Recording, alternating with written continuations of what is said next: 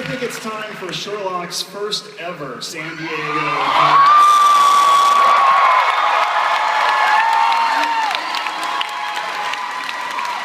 I'm James Hibbert. I'm a senior writer with Entertainment Weekly.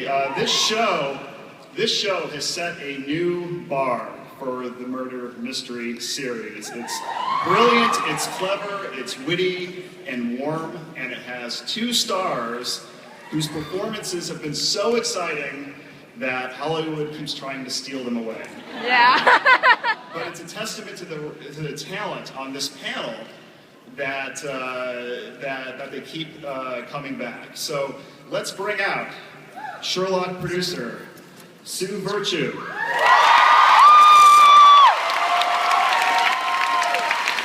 Sherlock executive producer and co-creator and Mycroft himself, Mark Gatiss. And Sherlock. Oh my God. And executive producer and co-creator Stephen Moffat.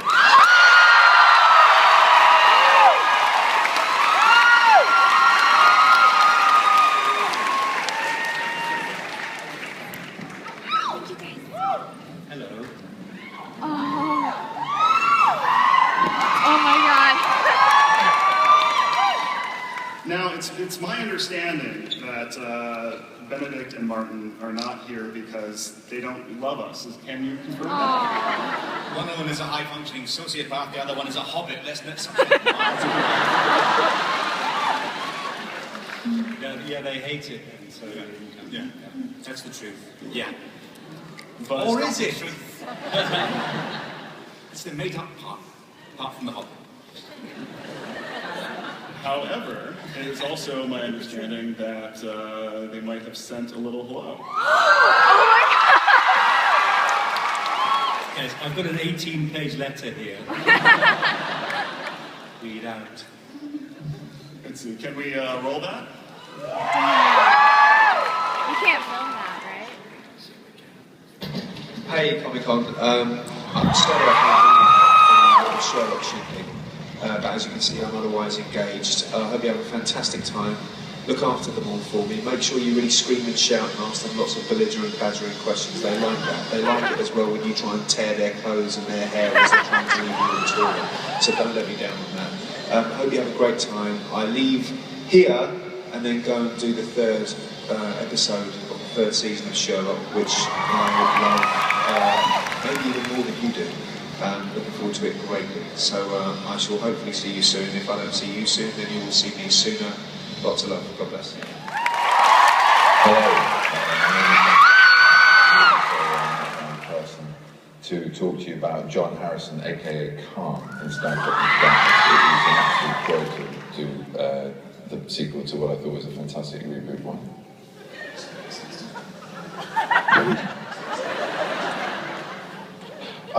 The Hobbit, sorry. So, yes, hello, Comic-Con. It's a great pleasure to be here to talk to you about Smaug and Peter Jackson's.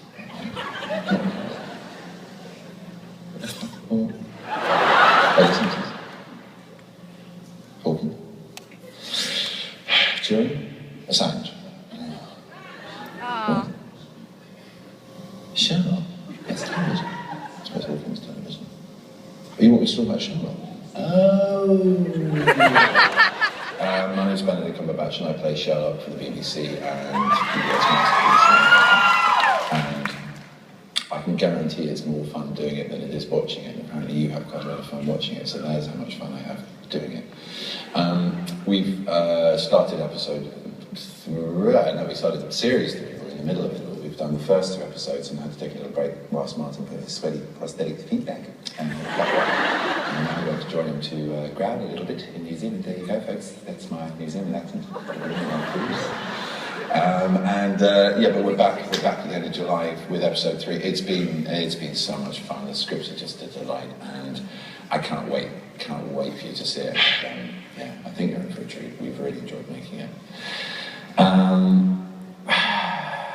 I'm on holiday at the moment, and in a kind of giving vein, and having, for pretty much 2 years of my life, not being able to talk in any kind of detail about who I'm playing, what I'm doing, what my character does, how he does it. I just think, it. I'm going to Sherlock. So, here's a ledge of the building. Here is Sherlock. This is what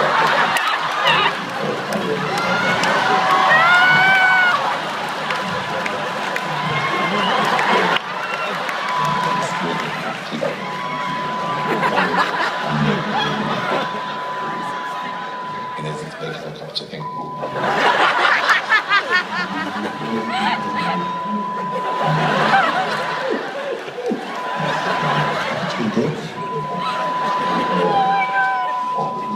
So that's basically how I mean, you know, I know you guys like the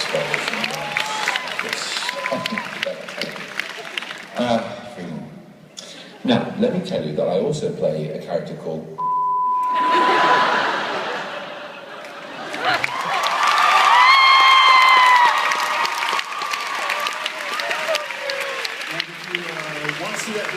share it with your friends. It just went up on EW.com. So let's start with the big question. He does actually reveal it there. With monkeys. And a helicopter and a cup of tea. So let's start with the big question from that video, the one that you can't exactly or won't answer. But the rooftop cliffhanger, Sherlock's plummet. Have you been surprised by how much speculation that there's been about online and the whole frenzy since that aired? I think by the time we got to transmission, we knew it was going to be huge, because the second series had been even bigger than the first, and we started to think, oh my God, what are we going to do to them? He dies tragically, then he's behind a tree.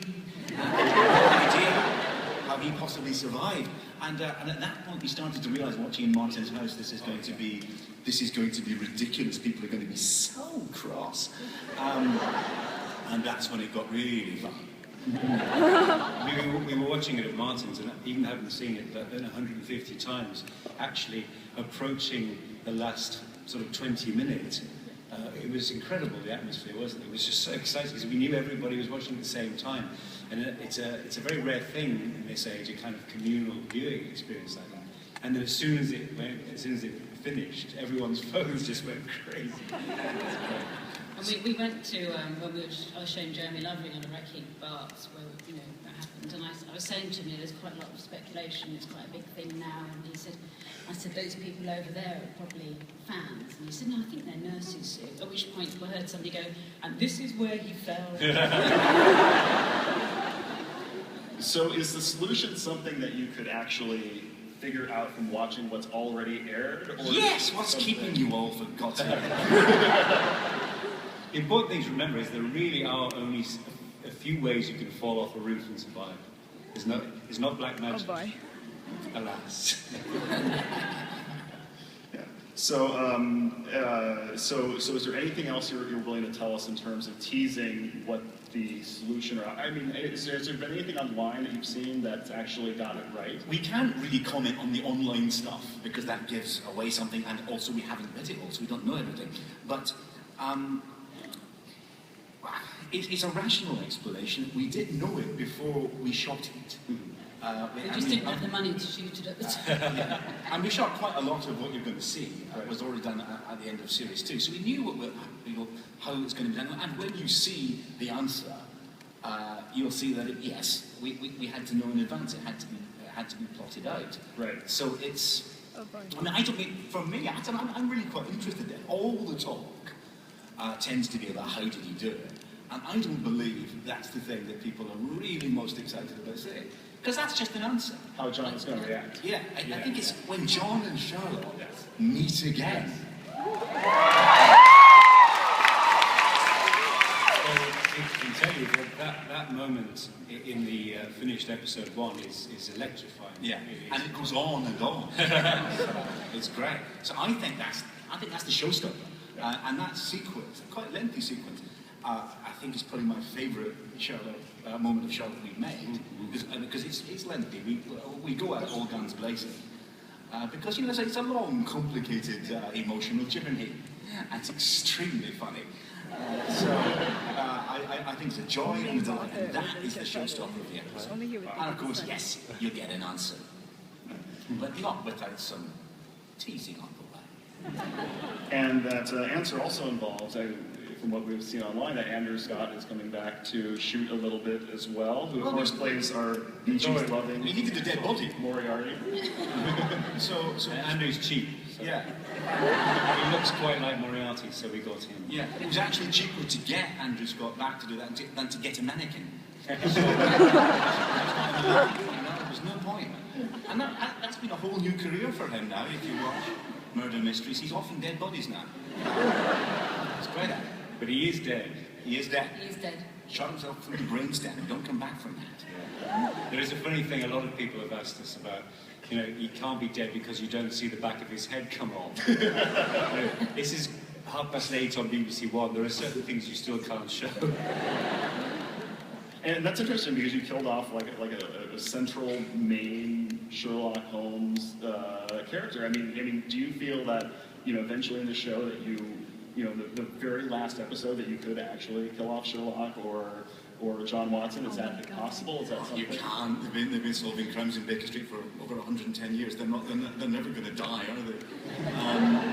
And if he did, he'd just pop up behind another tree. So I think there's something about that actually. That mostly in all the years that people have done news stories and pastiches, they sort of generally play fair. Yeah. There's something about it where you want to feel they'll always be in Baker Street, whether it's in 1888 or in the present day. You just want to feel they're always going to be there.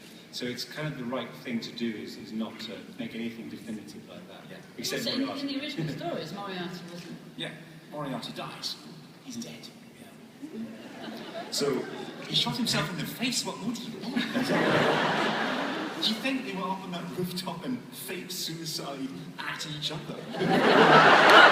Sounds like that is dysfunctional. Oh, that's clever. What a waste of a scene.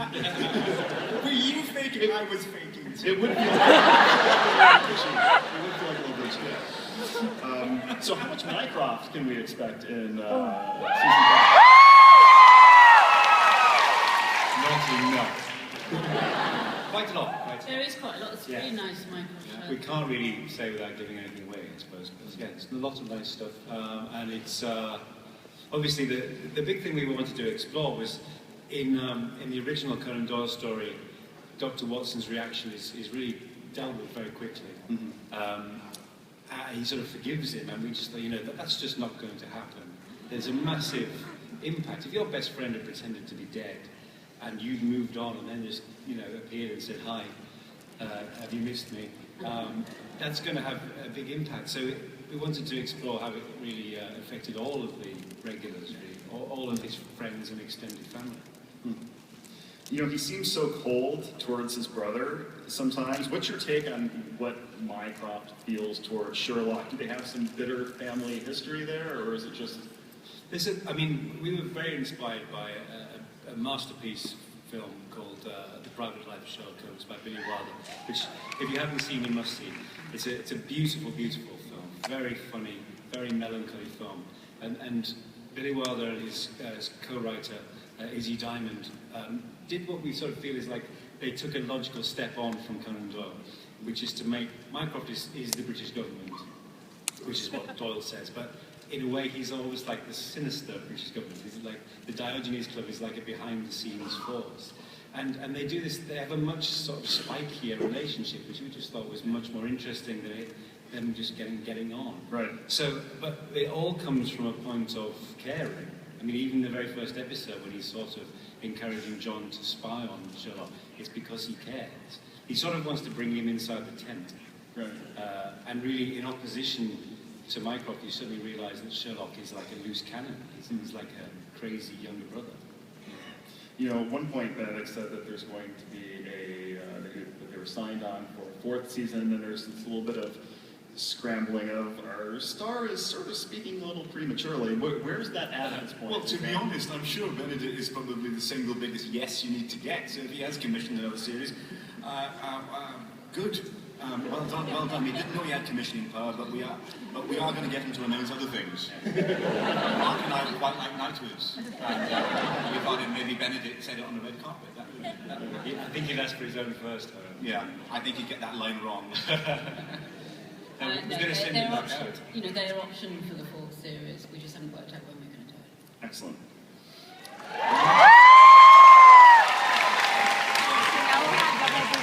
Sue, have you commissioned Series 4? Yeah. Sue commissioned Series 2, actually. We were told when we were onto our breakfast television programme, one of Sue's very first appearances on television, and she was told, briefed to say nothing about Series 2. And what she said was, yes, there's definitely going to be a Series 2. And I was sitting there thinking, you just commissioned it, you self-commissioned. In the middle of the BBC, you walked in and robbed them of 3 films. It's brilliant. So that's how we do it on this show. It's your turn. You know, send Benedict back out with just plans for 5, 6, 7, 8. You know, since they're so busy doing feature films, it does raise the question, given their rising stature, has anyone ever broached the idea of doing a Sherlock as a feature film? Well, we sort of do, but you know, it's an interesting thought. They take ages to set up films because people who work films are really slow compared to television. And you know, we'd never want to do anything that reduced the quantity that we're making even further. But you never know. Who knows? Who knows?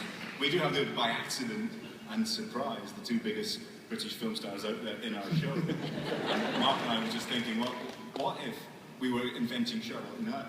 And we said, you know who'd be great in this? It would be Benedict Cumberbatch and Martin Freeman. And they would say, well, you wouldn't even get them in the same film. Poxy British series made in a big leaky shed in Wales. But we do get them, and they're always delighted to come back. And same blokes as ever, although they're much more famous than us and won't talk to us. You announced 3 hints to the series 3 episodes: Rat, Wedding, and Beau. No. The first episode is called The Empty Hearse. What can you sort of tease to a little on that? Obviously, we find out resolved last season's cliffhanger. That's it. It's a very short one. We thought we'd just kick off with a little reprise, and then it's based on The Empty House, but only a little. I think Doyle himself would have admitted that the whole reasoning behind that story was just an excuse to bring Sherlock back. Mm-hmm. So in a way, it's a similar thing. I mean, it's got a different plot essentially to The Empty House. But I don't want to give too much away. But the enormously important thing is the impact that Sherlock's return has on John Watson particularly. And then something with a rat in it. Maybe a biscuit tin, I don't know. And the second episode, it's a sign of 3, seems to reference when Watson meets the love of his life, Mary. Yes. And the second hint is wedding. Yes. So therefore we should conclude from that. Well, I can, hot off the presses from 110 years ago, John does get married to Mary Watson. Yeah. We hoped you wouldn't go and sneak ahead and read the book. But that's what happens when the secret is out before you're born. Damn it. And, keep watching this panel for a treat later. So if John does get married, does Sherlock need to find a new roommate? Well, I think there is only one human being in the world who would tolerate being Sherlock. Who says he lets him move out? Get married. Why are you living with her? It's a big flat, we've established that. Yes. It's like the one in Friends, it's much bigger than it really would be. It's a whole floor we keep actually. We keep adding rooms. We do, actually. It's growing. Since they're not here, we can talk about them. What would fans be surprised to learn about what Benedict and Martin are like on the set, or their approach to their characters? That they The violence, I think, the violent mood swings, the clown costume. Well, they have a natural chemistry. We knew it from the moment that they read together. The show was in front of our eyes, and they just get on tremendously well. They're just completely different people, very like Sherlock and John are.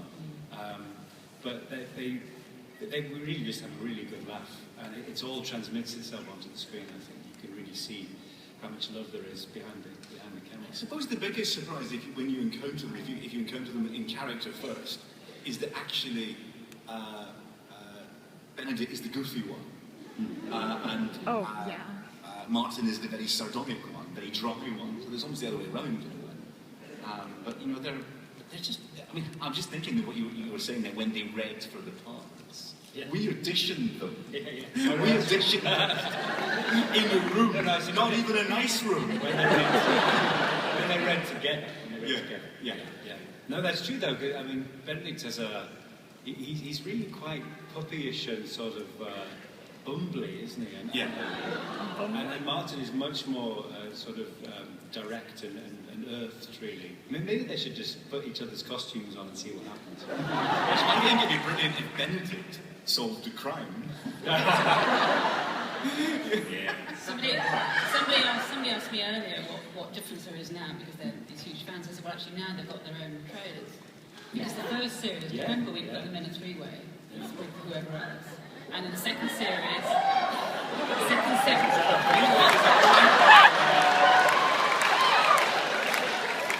think I missed that on the first. Oh God. second series was only a two-way, and now they have their own trailer. They've split up. You made a reference to a treat, and I think that's time to give them that treat, right? If you all start lining up after this plays, we'll start taking questions from the audience. Can I do a bit of housekeeping here on this thing? Actual housekeeping. Actual housekeeping in a naggy way. If you're filming us at all, would you mind turning your camera